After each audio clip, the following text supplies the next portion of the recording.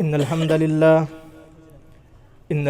لله نحمده ونستعينه ونستغفره ونعوذ بالله من شرور أنفسنا ومن سيئات أعمالنا من يهده الله فلا مضل له ومن يضلله فلا هادي له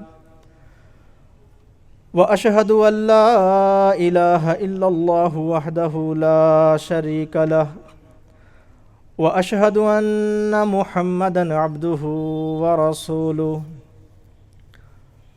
اللهم صل على محمد وعلى آل محمد كما صليت على إبراهيم وعلى آل إبراهيم إنك حميد مجيد اللهم بارك على محمد وعلى آل محمد كما باركت على إبراهيم وعلى آل إبراهيم إنك حميد مجيد قال الله تعالى في القرآن المجيد والفرقان الحميد فليحذر الذين يخالفون عن أمره أن تصيبهم فتنة أو يصيبهم عذاب أليم أما بعد فإن خير الحديث كتاب الله وخير الهدي هدي محمد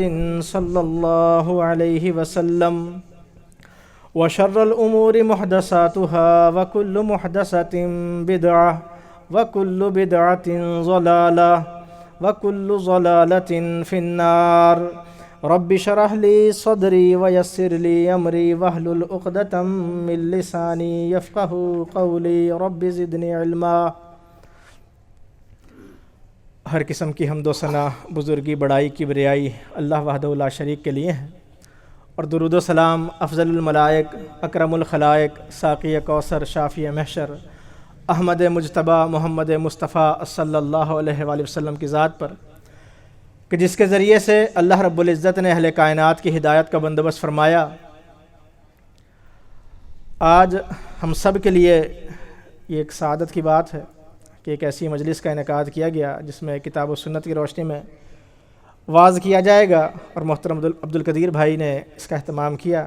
اللہ سے دعا کریں کہ اللہ تعالیٰ ان کی اس کوشش کو اپنی بارگاہ میں قبول فرمائے اور ہم سب کو ایسی نشستوں کا انعقاد کرنے کی توفیق عطا فرمائے، کیونکہ جو ذکر ہے، نصیحت ہے، یہ اہل ایمان کو فائدہ پہنچاتی ہے۔ فرمایا فذکر فإن الذکر تنفع المؤمنین، اور یہ انتہائی ضروری ہے کہ ایک ایسا ماحول، ایک ایسا عالم، ایک ایسے ایام کہ جس میں دین سے دوری، دین سے بیزاری کا ماحول سرگرم ہو، اور ایسے لوگ بڑے ببانگ دہل اپنی طرف آواز دے رہے ہوں، بلا رہے ہوں، اور مقصود اور مطلوب یہ ہو کہ لوگوں کے اندر دین بیزاری، مذہب بیزاری عام ہو جائے، مدارس سے نفرت ہو جائے، مساجد سے نفرت ہو جائے، علماء سے نفرت ہو جائے، احادیث کا انکار شروع ہو جائے، رسول اللہ صلی اللہ علیہ وسلم کی توہین شروع ہو جائے، اللہ اور اس کے رسول کا دین مذاق بن کر رہ جائے۔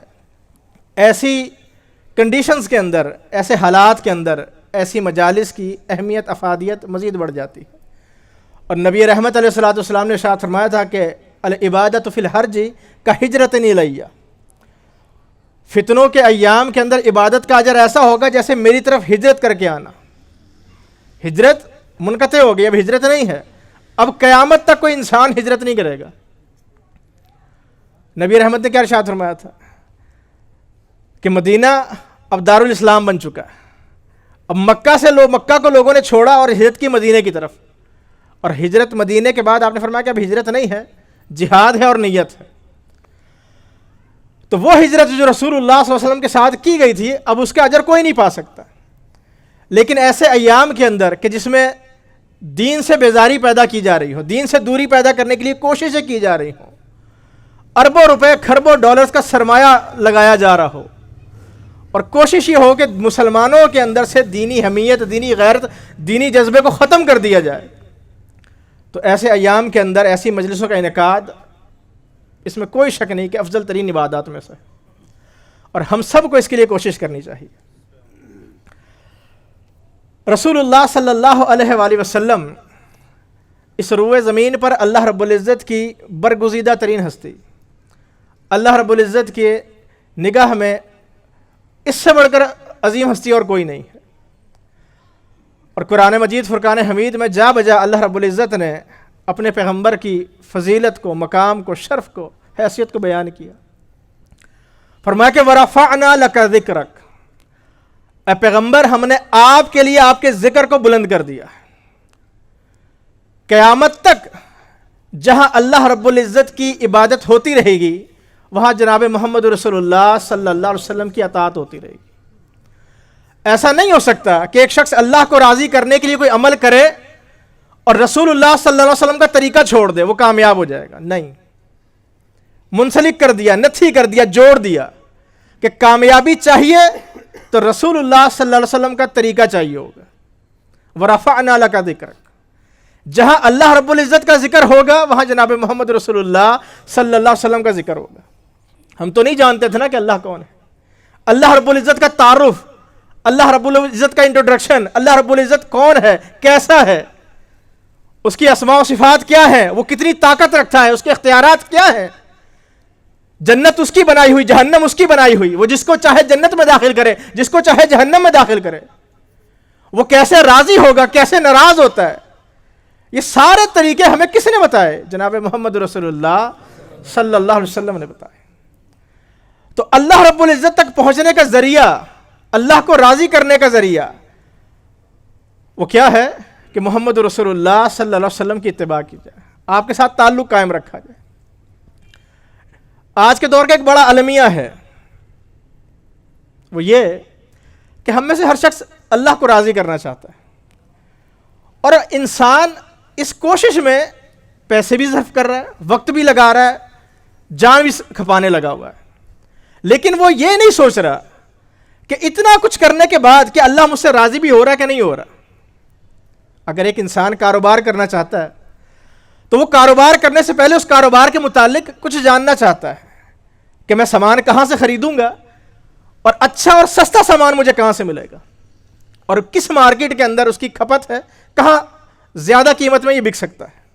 ایک اصول ہے نا کہ انسان فائدہ چاہتا ہے، لیکن کبھی مذہبی اعتبار سے ہم یہ دیکھتے ہیں کہ ہمارے معاشرے کے اندر سے یہ فکر ختم ہوتی جا رہی ہے کہ مذہب کے نام پہ جو چورن بک رہا ہے لوگ خریدنے لگے ہوئے ہیں، اس چیز سے قطع نظر کہ آیا یہ دین ہے کہ نہیں ہے۔ دیکھیں نا، ایک فکر، ایک سوچ یہ بھی ہے کہ جی اپنا مسلک چھوڑو نا اور دوسرے کا چھیڑو نا، جو کر رہا ہے کرنے تو وہ اللہ کو خوش کرنے کے لیے کر رہا ہے۔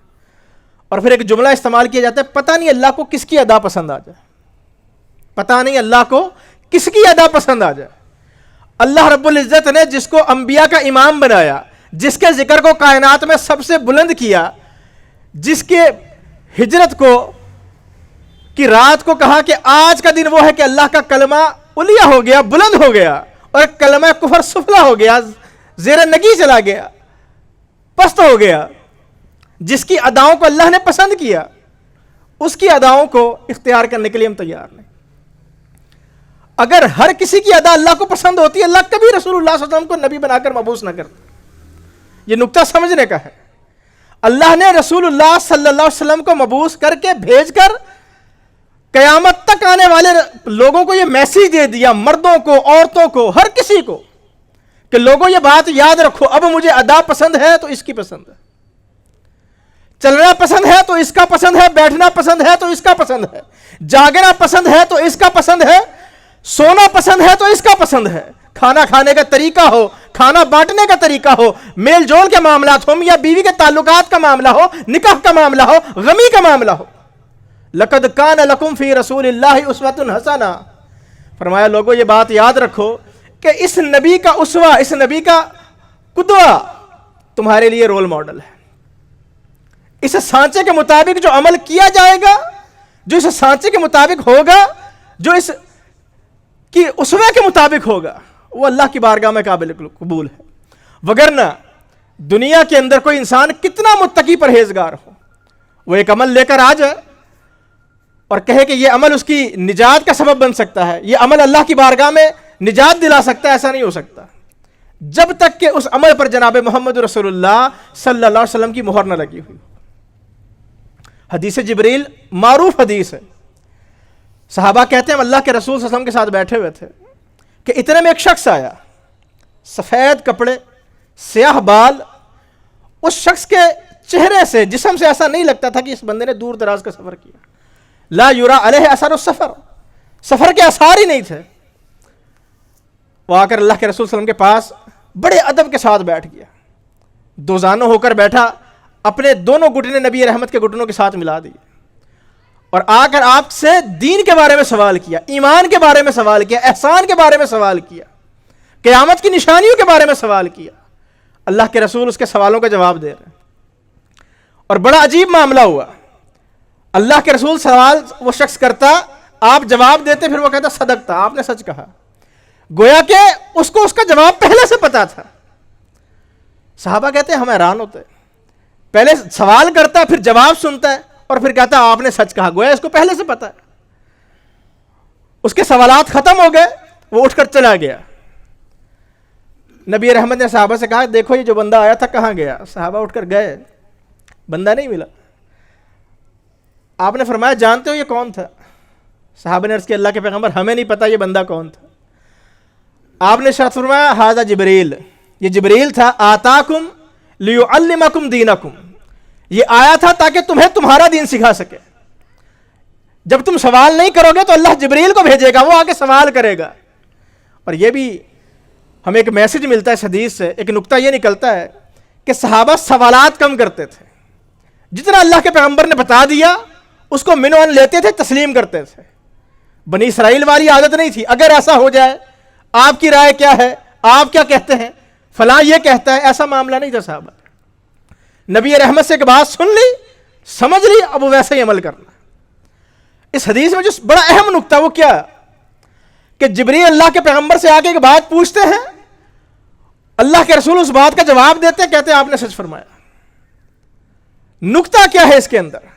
وہ یہ کہ اگر جبریل آسمان سے کوئی بات لے کر آئے وہ دین نہیں بن سکتی اس وقت تک جب تک کہ وہ محمد رسول اللہ صلی اللہ علیہ وسلم کی زبان سے ادا نہ ہو جائے. اور اس حدیث کی بنیاد پر ایک مسلمان کا یہ عقیدہ ہونا چاہیے کہ اگر آج کی تاریخ میں آسمان کے دروازے کھل جائیں اور جبریل فرشتوں کی فوج کے ساتھ زمین پر نازل ہو اور آ کر لوگوں کو بتائے کہ فلاں عمل ختم ہو گیا, فلاں عمل منسوخ ہو گیا, اللہ کی قسم, پھر اللہ کی قسم, پھر اللہ کی قسم, جبریل کی بات نہیں مانی جائے گی. کیوں؟ کیونکہ آج کی تاریخ میں جبریل کی اس بات کی تصدیق جناب محمد رسول اللہ نہیں کریں گے. الیوم اکملت لکم دینکم واتممت علیکم نعمتی ورضیت لکم الاسلام دینا. دین رسول اللہ صلی اللہ علیہ وسلم کی زندگی میں مکمل ہو گیا. اب اس کے بعد اضافہ نہیں ہو سکتا, اب اس میں کمی بیشی نہیں ہو سکتی. صحیح بخاری کے اندر یہ حدیث موجود ہے. عمر بن خطاب رضی اللہ تعالیٰ عنہ اپنے وقت کے خلیفہ ہیں, امیر المومنین ہیں. ایک یہودی آیا اور آ کر عرض کرنے لگا اللہ کے پیغمبر اے امیر المومنین, آپ کی کتاب کے اندر ایک آیت ہے, آپ اس کی تلاوت کرتے ہیں, اگر وہ آیت ہم یہودیوں پر نازل ہوتی ہم اس دن عید مناتے. حضرت عمر نے پوچھا ایسی کون سی آیت ہے جو نازل تو ہم پر ہوئی ہے, اور اگر وہ آیت تم پر نازل ہو جاتی تم عید مناتے؟ اس یہودی نے کہا کہ اللہ کے قرآن میں ایک آیت موجود ہے کہ جس میں اللہ نے یہ ارشاد فرمایا کہ الیوم اکملت لکم دینکم واتممت علیکم نعمتی ورضیت لکم الاسلام دینا, کہ اللہ نے ارشاد فرمایا کہ آج کے دن میں نے تمہارے لیے اپنے دین کو مکمل کر دیا, اپنی نعمت کو مکمل کر دیا. ورضیت لکم الاسلام دینا, اور تمہارے لیے اسلام کو دین پسند کر لیا.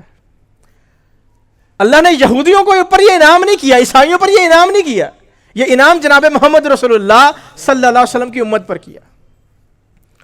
یہودی افسوس کرتے ہیں, حسد کرتے ہیں, وہ اسی وجہ سے ہمیں اس دین سے بیزار کرنا چاہتے ہیں, حدیث اور ہمارے درمیان ایک دیوار لانا چاہتے ہیں, ایک آڑ لانا چاہتے ہیں کہ کسی طریقے سے یہ قوم اپنے نبی سے نفرت کرنے لگ جائے, اپنے نبی کے طریقے کو چھوڑ کر کسی فلم اسٹار کے ہیئر اسٹائل کو اپنا لے, کسی بےہودہ عورت کے کپڑوں کا ڈیزائن اپنا لے, اپنے نبی سے دور ہو جائے. کیوں؟ کہ اگر اس نے اپنے نبی کا دین اپنا لیا اللہ ان سے راضی ہو جائے گا, اللہ ہم سے ناراض ہو جائے گا. اور اللہ ان سے ناراض ہے کیوں انہوں نے عقیدے کے معاملے میں اللہ کا دین چھوڑ دیا, عمل کے مقابلے میں اپنے پیغمبر کی تعلیمات کو چھوڑ دیا، اور وہ ہم سے بھی یہی چاہتے ہیں۔ قرآن مجید فرقان حمید کے اندر اللہ نے اپنے پیغمبر کو یہ بات کہی تھی کہ وَلَن تَرْضَ عَنْكَ الْيَهُودَ وَالنَّصَارَىٰ حَتَّىٰ تَتَّبِعَ مِلَّتَهُمْ۔ اے پیغمبر یہ بات یاد رکھیں، یہ لوگ آپ سے کبھی خوش نہیں ہو سکتے حتیٰ کہ آپ ان کے دین کی پیروی کرنے لگ جائیں۔ آپ ان کے دین کو اپنا لیں گے، اس وقت تک یہ آپ سے راضی نہیں ہوں گے۔ ہم ان کو ناراض کر کے اللہ کو راضی کرنے کی کوشش کریں اور رسول اللہ صلی اللہ علیہ وسلم کی سنتوں کو اپنانے کی کوشش کریں۔ جو مقام اللہ نے اپنے پیغمبر کو دیا دنیا کے اندر، وہ کسی کو نہیں دیا۔ دیکھیں نبی علیہ الصلوۃ والسلام کے دور کے اندر بے شمار ایسے واقعات ملتے ہیں کہ اس دور میں مسلمانوں کا لائف سٹائل کیا تھا، مسلمانوں کا مائنڈ سیٹ کیا تھا کسی بھی عمل کے حوالے سے۔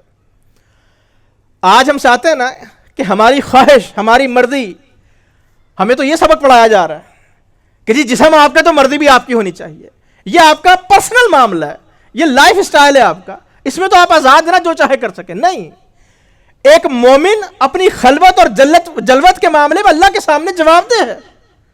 ایسا نہیں ہو سکتا کہ پبلک ڈیلنگ کے معاملے میں اس کی اپنی رائے چلے، کاروباری معاملات میں اس کی اپنی رائے چلے، نفع نقصان کے بارے میں اس کی اپنی رائے چلے، اور دین کا تعلق صرف مسجد کے ساتھ ہو جائے، نماز کی حد تک وہ ایسا نہیں ہو سکتا۔ مسلمان اپنے ہر عمل کے معاملے میں دین کا محتاج ہے، دین کا پابند ہے۔ نبی رحمت نے ایک حدیث میں اس طرف اشارہ کیا، فرمایا الدنیا سجن المومن۔ جو دنیا ہے نا یہ مومن کے لیے قید خانہ ہے، مومن پابند ہے۔ تجارت کرنی ہے، حلال حرام سیکھے، جھوٹی قسمیں نہیں کھا سکتا، دھوکہ نہیں دے سکتا، مومن پابند ہے۔ مال کا عیب بیان کرنا پڑے گا، جھوٹا وعدہ نہیں کر سکتا، مومن پابند ہے اس معاملے میں۔ نکاح کا معاملہ ہے، قولوا قولا سدیدا، سچی بات کہو، دیندار کو ترجیح دو، بتایا گیا۔ ذاتی خیالات کا معاملہ ہے، دل کے اندر پنپنے والے خیالات کا معاملہ، کہا جو سوچنا سوچو، لیکن جب شیطان یہ خیال دل کے اندر لے کر آئے نا کہ تیرے رب کو کس نے پیدا کیا، قل آمنت باللہ، کہتے نا میں نے اللہ پر ایمان لاتا ہوں۔ خیالات تک کے معاملے میں مومن کو پابند کیا گیا۔ اظہار رائے کی آزادی کا معاملہ ہو، جو کہنا کہو، کوئی مسئلہ نہیں، لیکن ایسا کوئی جملہ، ایسا کوئی کلمہ نہ کہے جس سے کسی دوسرے مسلمان کی دل آزاری ہو، کیونکہ ایک جملہ انسان اس کو حقیر سمجھتا ہے، کوئی اہمیت نہیں دیتا، لیکن وہ ایک جملہ، ایک کلمہ جنت کے دروازے سے انسان کو اٹھا کر جہنم کے دروازے پہ لا کے کھڑا کر دیتا ہے، ایک جملہ۔ مومن پابند ہے۔ الدنیا سجن المومن و جنت الکافر، کافر کے لیے آزادیاں ہیں، مومن کے لیے قیود ہیں، حدود بتائی گئی۔ تو آج کے درس کے اندر ہم یہ بات سمجھ کر اٹھیں کہ ہم کوئی مادر پدر آزاد نہیں ہیں، بلکہ اپنی جوانی، اپنے مال، اپنی بڑھاپے، اپنی آل اولاد کے معاملے میں ہم اللہ کے سامنے جواب دیں، اور رسول اللہ صلی اللہ علیہ وسلم کی اتباع کے حوالے سے جو باتیں کی جا رہی ہیں، ان کا بنیادی مقصد یہی ہے کہ ہم اپنی زندگی کے اندر اس اسوے کو اپنانے کی کوشش کریں اور اللہ کو راضی کرنے کی کوشش کریں۔ آج ہماری عورتوں کو دین سے بیدار کیا جا رہا ہے کہ جی آپ کی خواہش کا احترام نہیں کیا جاتا۔ دین اسلام نے جتنا عورت کی خواہش کا احترام کیا، میں کہتا ہوں دنیا کے کسی دین نے نہیں کیا، اور دین اسلام نے عورتوں کو جو آزادی دی کسی دین نے نہیں دی۔ لیکن کلمۃ حق اریدا بہا الباطل، نعرے سچے لگاتے ہیں کہ لوگوں کو آزادی ہونی چاہیے، لیکن مقصود کیا ہے کہ لوگ دین سے دور ہو جائیں۔ ایک ہے انسان کی شخصی آزادی کا معاملہ، اسلام نے اس کا خیال رکھا ہے، لیکن ایک ہے اللہ اور اس کے رسول کا حکم، اس کی پابندی مرد اور عورت سب پر لازم ہے۔ اس کی ایک چھوٹی سی مثال دیتا ہوں۔ رسول اللہ صلی اللہ علیہ وسلم کا دور ہے، آپ علیہ الصلوۃ والسلام نے نکاح کے حوالے سے کچھ اصول بیان کیے۔ لڑکی سے اس کی رائے پوچھی جائے گی، بیٹا فلاں جگہ آپ کا نکاح کر رہے ہیں، آپ کے والدین طے کر رہے ہیں، آپ کا بھائی طے کر رہا ہے، آپ کے بزرگ طے کر رہے ہیں، لیکن لڑکی سے اس کی رائے پوچھی جائے گی، اور اس کی خاموشی کو اس کا اذن قرار دیا، اس کی اجازت قرار دیا۔ لڑکی کی اجازت کے بغیر اس کا نکاح نہیں ہو سکتا۔ یہ حق عورت کو کس نے دیا؟ اسلام نے دیا۔ اور رسول اللہ صلی اللہ علیہ وسلم کے دور کے اندر ایک لڑکی آئی اللہ کے پیغمبر کے پاس کہ اللہ کے رسول، میرے والدین نے میرا نکاح کر دیا ہے، لیکن مجھے وہ شخص پسند نہیں ہے۔ اس لڑکی نے اللہ کے رسول کے سامنے مسئلہ رکھا، آپ نے اس کے نکاح کو فسخ کر دیا، ختم کروا دیا۔ عورت کو یہ آزادی کس نے دی؟ اسلام نے دی۔ پابند نہیں کیا کہ ولی کا فیصلہ ہے تو آپ کو ماننا پڑے گا۔ جہاں نکاح کے لیے ولی کی قید لگائی کہ نکاح کے لیے عورت کی طرف سے ولی لازم ہے، وہیں ولی کو پابند کیا کہ وہ اس کی خواہش کا بھی احترام کرے گا. یہ شخصی آزادی ہے نا اسلام نے دی. اسی طریقے سے سیدہ بریرہ کا واقعہ مشہور ہے, گزشتہ درس میں بھی بیان کیا تھا میں نے, کہ غلام تھی, لونڈی تھی سیدہ عائشہ کی, سیدہ عائشہ نے آزاد کر دیا. اب ایک حق پاس موجود تھا کہ چاہے تو اپنے غلام شوہر کے ساتھ رہے, چاہے تو نکاح ختم کروا لے. سیدہ بریرہ نے فیصلہ کیا کہ میں اپنا حق استعمال کروں گی جو اسلام نے مجھے دیا ہے, اور میں طلاق لے لوں گی. مغیث رضی اللہ تعالیٰ عنہ بڑے پریشان, اللہ کے رسول کے پاس آ رہے ہیں, صحابہ کے پاس جا رہے ہیں, سیدہ بریرہ کو منانے کی کوشش کر کہ بریرہ مان جاؤ, نکاح ختم نہ کرو. نبی علیہ الصلوۃ والسلام سے نہیں برداشت ہوا, نہیں دیکھا گیا کہ میرا یہ صحابی ایک پریشانی کے اندر ہے. آپ سفارش لے کے سیدہ بریرہ کو بلایا پاس اور کہا کہ بریرہ, مغیث تم سے بڑی محبت کرتا ہے, تمہارا شوہر ہے, ٹھیک ہے اللہ نے تمہیں اختیار دیا ہے, لیکن میں تم سے یہ درخواست کرتا ہوں, یہ سفارش کرتا ہوں اپنے ساتھی کی کہ اپنا نکاح ختم نہ کرو. دیکھیں شخصی آزادی اور اللہ کے رسول کا حکم. مسلمان اس دور میں عورتیں بھی اس دین کو سمجھتی تھیں کہ اللہ کے رسول آپ کا حکم ہے یا سفارش کرنا ہے. اللہ کے رسول نے فرمایا میں حکم نہیں دے رہا, جو اسلام نے تمہیں حق دیا میں اس کو سلب نہیں کر رہا بلکہ سفارش کر رہا ہوں. کہا اگر آپ سفارش کر رہے ہیں تو لا حاجت لی فی, مجھے آپ کی سفارش کی ضرورت نہیں, میں اپنا حق استعمال کروں گی. اسلام کی تاریخ کے اندر کسی صحابی نے, کسی مرد نے اللہ کے رسول کو ایسا جواب نہیں دیا جیسا جواب سیدہ بریرہ نے اللہ کے رسول کو دیا. یہ آزادی اسلام نے عورت کو دی کہ اپنے رائے کا اظہار کر سکتی ہے, اپنا معافی ضمیر بیان کر سکتی ہے, جو دل کی بات ہے اس کا اظہار کرے, لیکن بے حیائی کی اجازت نہیں دی. اگر اللہ اور اس کے رسول کا حکم آ گیا پھر اپنا اختیار ختم ہو جاتا ہے, مرد ہو یا عورت. یہ بات سمجھنے کی ضرورت ہے. سیدہ زینب رضی اللہ تعالیٰ عنہ اللہ کے رسول صلی اللہ علیہ وسلم کی کزن ہے. اللہ کے رسول ان کا نکاح کس سے کروانا چاہ رہے ہیں؟ اپنے لے پالک سیدنا زید بن حارث رضی اللہ تعالیٰ عنہ سے. آپ نے حکم دیا کہ ان کا نکاح ان سے کر دیا جائے. اب ایک ڈیفرنس تھا, ایک فرق تھا. وہ کیا کہ کفر نہیں تھا, برابری نہیں تھی, ہم پلہ رشتہ نہیں تھا. کس اعتبار سے؟ دنیاوی اعتبار سے. ہم پلہ برابری صرف دینی اعتبار سے ہے, مالی اعتبار سے, خاندانی اعتبار سے اس کی کوئی حیثیت نہیں. لیکن معاشرے میں لوگ اس چیز کو دیکھتے ہیں. اب قریشی خاندان کی عورت, آزاد عورت, اور اس کا نکاح کس سے کیا جا رہا ہے؟ حکم کس کی طرف دے دیا گیا؟ سیدنا زید کی طرف, جو غلام تھے پھر آزاد کر دیے گئے. اب دل کے اندر یہ خیال آ رہا ہے کہ میرا نکاح غلام سے کیا جائے گا, کیسے قبول کر لیا جائے؟ اللہ رب العزت نے قرآن نازل کر دیا, نبی رحمت نے اپنی زبان سے کوئی بات نہیں کی, اور پوری دنیا کے لوگوں کو یہ میسیج دیا, قیامت تک آنے والے لوگوں کو یہ میسیج دیا. وہ کیا کہ وما کان للمؤمن ولا مؤمنۃ اذا قضى الله ورسوله امرا ان يكون لهم الخيرة من امرهم. ایک شخص اپنے آپ کو مومن کہے, ایک عورت اپنے آپ کو ایمان والی کہے, پھر اللہ اور اس کے رسول کا حکم آ جائے تو اس کا اختیار ختم ہو جاتا ہے. آج پردے کا حکم یہ اللہ اور اس کے رسول کا دیا ہوا ہے. عورت کا اپنا کوئی اختیار نہیں, کوئی ذاتی فیصلہ نہیں, کوئی ذاتی حیثیت نہیں, کوئی ذاتی معاملہ نہیں. اپنے آپ کو ایمان والی سمجھتی ہے, پردہ کرنا پڑے گا. اللہ کے رسول نے یہ شرط لگائی ہے لڑکی کے لیے کہ اگر نکاح کرنا چاہتی ہے تو اس کے ولی کا راضی ہونا ضروری ہے.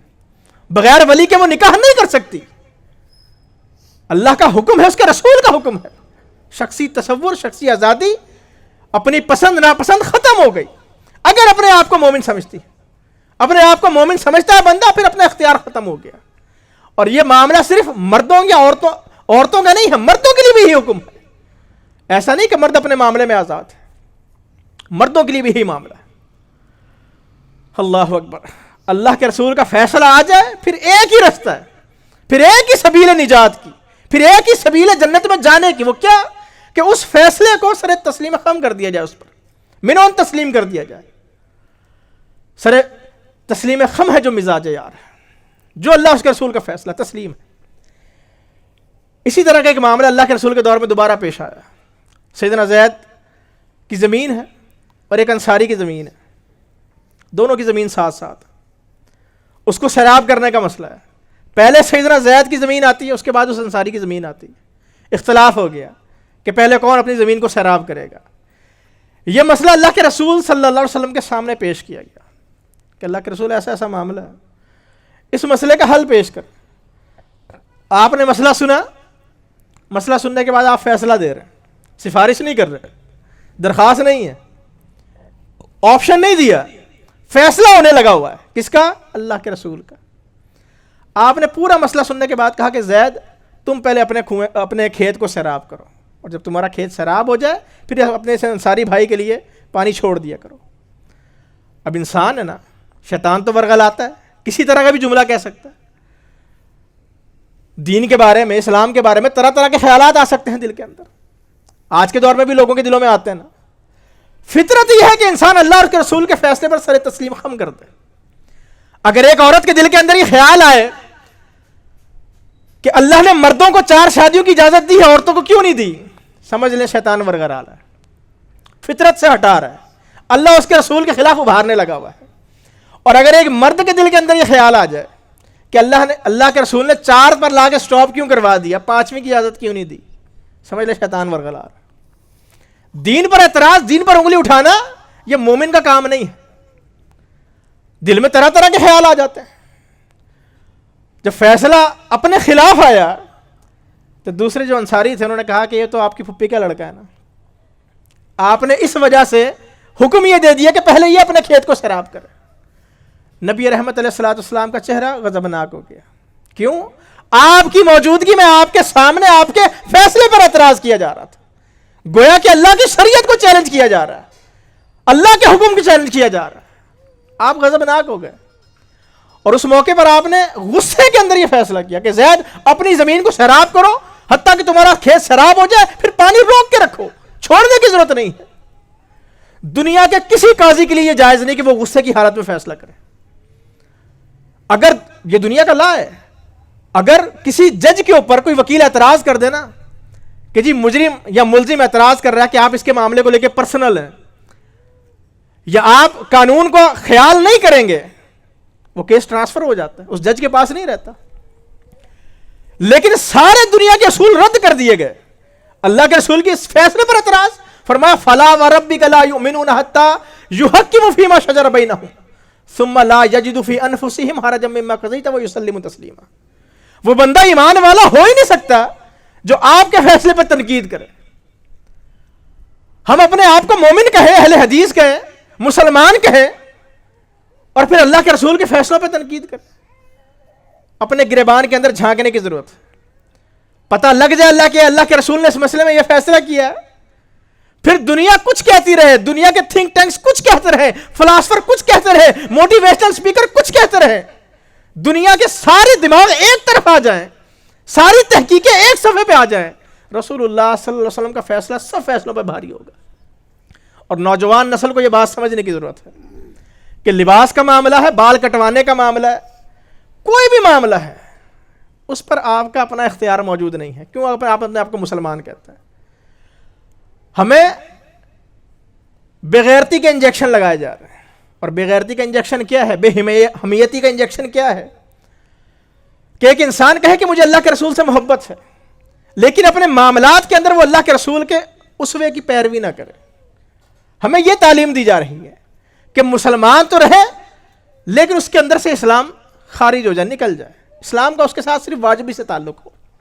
لیکن اللہ کو اور اس کے رسول کو کیسا مسلمان مطلوب ہے؟ ایسا مسلمان کہ جو ہر حال میں اپنے پیغمبر کی اتباع کرنے والا. صحابہ کا معاملہ کیسا تھا؟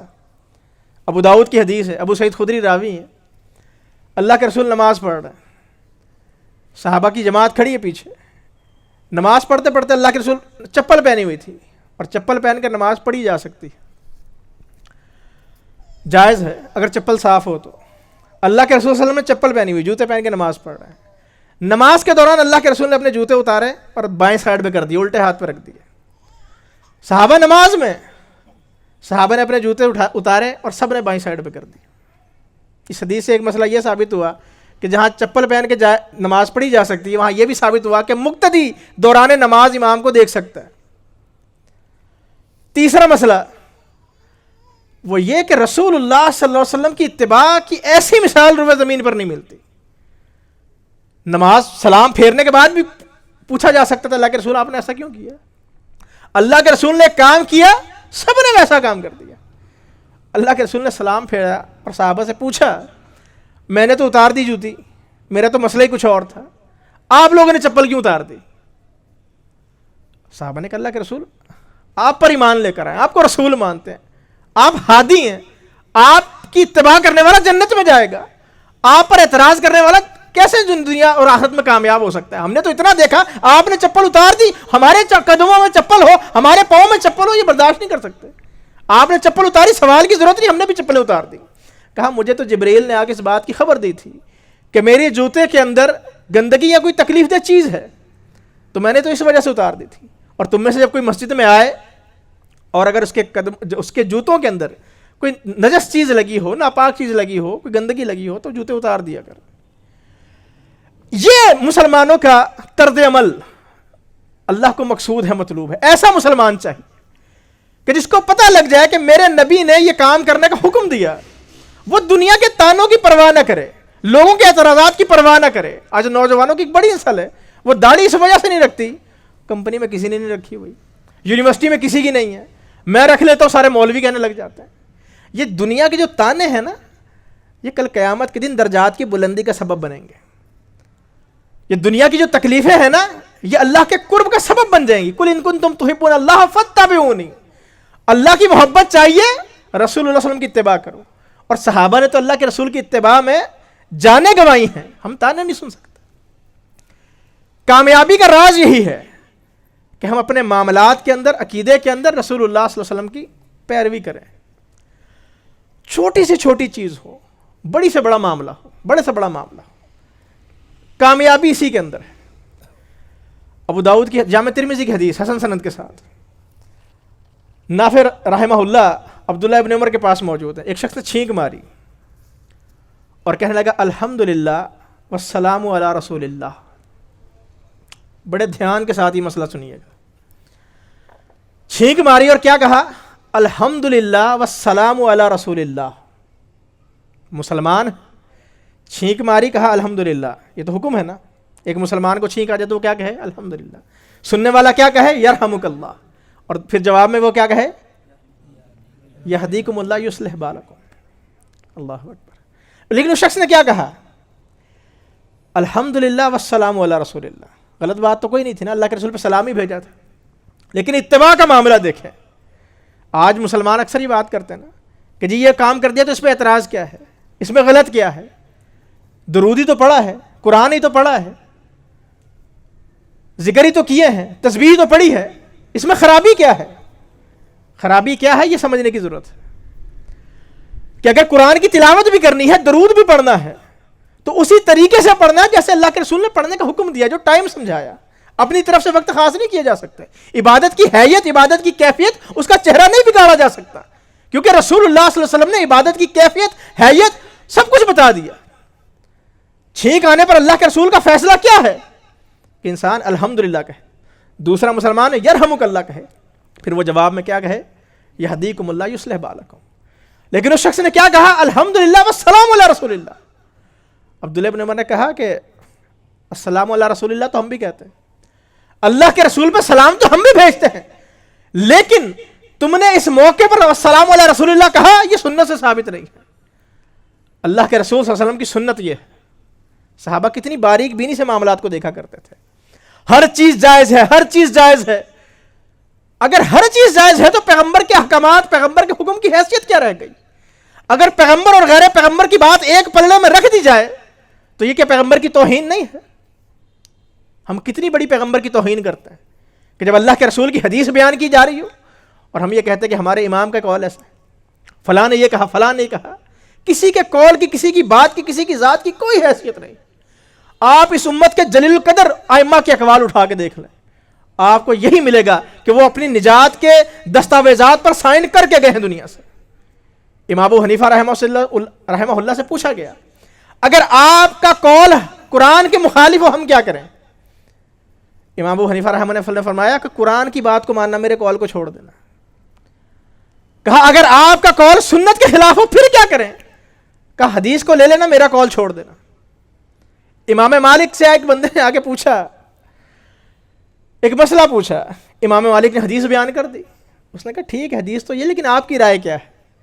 امام مالک نے جواب دیا فَلْيَحْذَرِ الَّذِينَ يُخَالِفُونَ عَنْ أَمْرِهِ أَن تُصِيبَهُمْ فِتْنَةٌ أَوْ يُصِيبَهُمْ عَذَابٌ أَلِيمٌ. جو لوگ اللہ کے رسول کی مخالفت کرتے ہیں ان کو ڈر جانا چاہیے کہ اللہ رب العزت انہیں کسی فتنے میں یا دردناک عذاب میں مبتلا نہ کر دے. آج مسلمان اجتماعی طور پر جن فتنوں کا شکار ہیں، جن پریشانیوں کا شکار، اس کی بنیادی وجہ یہ ہے کہ دینی معاملات کے اندر تساہل کا شکار. رسول اللہ صلی اللہ علیہ وسلم کے ساتھ محبت میں جتنی سختی ہے، اتباع کے اندر بھی اتنی سختی لانے کی ضرورت ہے. امام مالک درس حدیث دیتے تھے اور سامنے نبی علیہ الصلوۃ والسلام کا روزہ ہوتا تھا، اور حدیث پڑھاتے پڑھاتے کہتے تھے لوگوں یاد رکھو. اپنے شاگردوں کو یہ مسئلہ سمجھاتے تھے کہ میرے شاگردوں یہ بات یاد رکھو، دنیا میں ہر انسان کی بات کو رد کیا جا سکتا ہے، قبول کیا جا سکتا ہے، لیا جا سکتا ہے، چھوڑا جا سکتا ہے، لیکن یہ صاحب قبر کی ہر بات لی جائے گی، کوئی بات چھوڑی نہیں جائے گی. یہ ایمان تھا. آج مسلمانوں کا معاملہ کیا ہے؟ یہ مستحب ہے، یہ مباح ہے، یہ جائز ہے، یہ مندوب ہے. اصطلاحات مسائل کو سمجھنے کے لیے بنی تھی، سنتیں چھوڑنے کے لیے نہیں بنی تھی. یہ بات سمجھنے کی ضرورت ہے. تو لب لباب کیا ہے؟ آخری بات، آخری حدیث. رسول اللہ صلی اللہ علیہ وسلم نے ارشاد فرمایا کل امتی یدخلون الجنہ، میری ساری کے ساری امت جنت میں داخل ہوگی، الا من ابا، مگر جس نے جنت میں جانے سے انکار کر دیا. کتنی بڑی خوشخبری، کتنی بڑی بشارت، کتنی بڑی نوید کہ ساری امت جنت میں جائے گی، لیکن جو جنت میں جانے سے خود انکار کرے گا وہ صحابہ کہ جنہوں نے جنگیں لڑی، جہاد کیا، اپنی جانیں قربان کی، تپتی ریت پہ لیٹے، اپنا وطن چھوڑا، مالی جانی ہر طرح کی مشکلیں برداشت کی. کس لیے؟ کہ دنیا تو کٹ جائے گی لیکن جنت میں جانا ہے. جب یہ جملہ سنا کہ جو خود جنت میں جانے سے انکار کرے گا وہ جنت میں نہیں جائے گا، کہا اللہ کے پیغمبر من ابا، جنت میں جانے سے کون انکار کرے گا؟ نبی رحمت نے ارشاد فرمایا من اطاعنی، جو اپنے معاملات کے اندر، عقیدے کے اندر، خوشی غمی کے اندر، ہر معاملے کے اندر میری سنت کو فالو کرے گا دخل الجنہ، وہ جنت میں جائے گا.